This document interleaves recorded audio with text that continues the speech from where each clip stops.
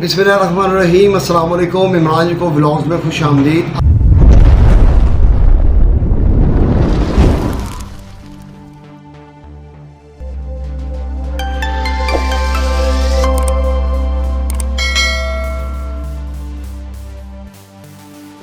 आज 1 मई है जी 2024 और आज पूरी दुनिया के अंदर मज़दूरों का दिन मनाया जा रहा है। तो इसी मुनासबत से पाकिस्तान में भी आज लेबर डे है। तो आज लेबर डे के साथ पूरे पाकिस्तान में ख़ुसूसी तौर पे जितने भी सरकारी अदारे हैं, स्कूल हैं, दफातर हैं, आज उनको छुट्टी है। लेकिन आज मज़दूरों को छुट्टी नहीं है। पूरे मुल्क के अंदर मज़दूर अपनी मज़दूरी पे गए हैं, अपना काम कर रहे हैं।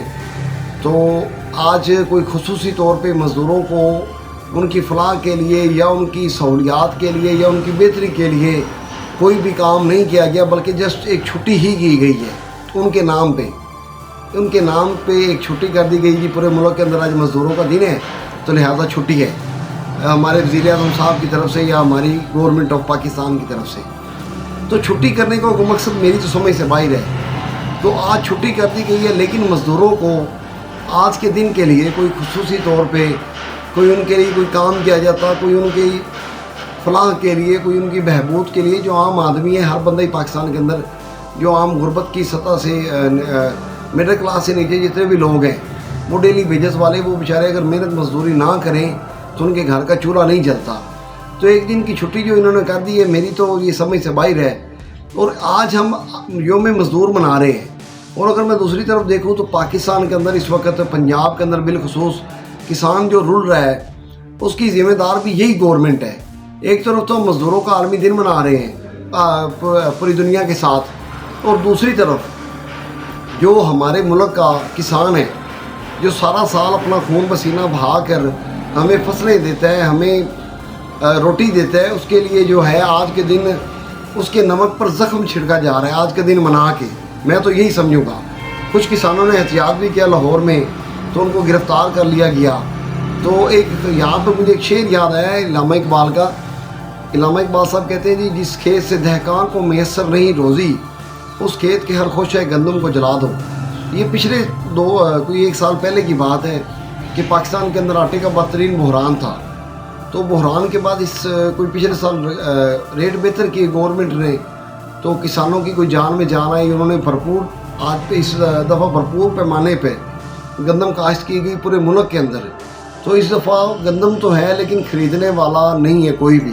ख़ास तौर पे गवर्नमेंट जिसने 4,3900 रुपये रेट निकाला, तो खुद गवर्नमेंट ही परचेज़ नहीं कर रही।